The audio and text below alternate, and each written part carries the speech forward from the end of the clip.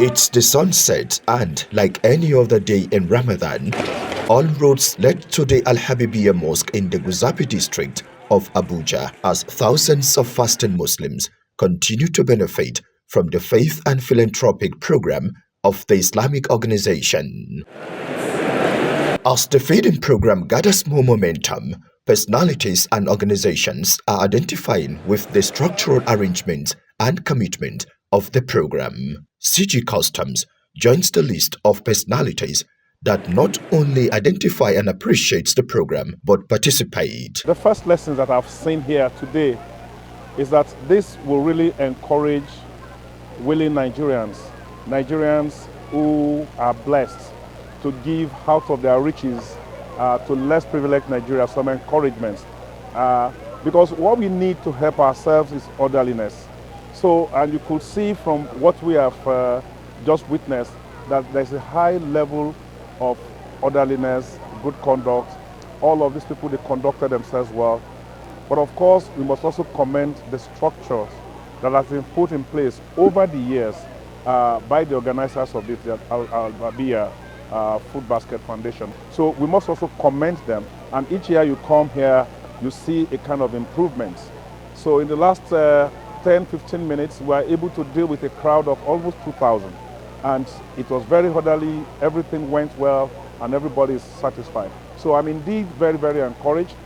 And I would also charge Nigerians who are privileged, try to improve on their processes and the structures that they use to drive this kind of process. This is an injunction of Almighty Allah. This is what we should do during fasting. We should care for those that are less privileged through programs like this. And I'm indeed very, very glad that I was part of it. With the vision expanding and getting more acceptance, the managers of the program are upscaling its spread to impact more beneficiaries. Their due diligence. Every day we are part of it. We are not only members of the committee by name only, we are members of the committee by action. As a matter of fact, we eat what we cook and we cook what we eat and whatever we give. I must tell you, these are not the only fasting Muslims that are here. There are indigenous, there are other religions that they share with us, and we're happy to share with them. And what we do, we always monitor. We have monitoring and evaluation quietly among us. Any day we cook, for instance, when we started here 15 years ago, after we said 2, we started with just about 250 meals. But today, alhamdulillah, we are over times 10. Today we have prepared 2,700 meals already. How do we get it?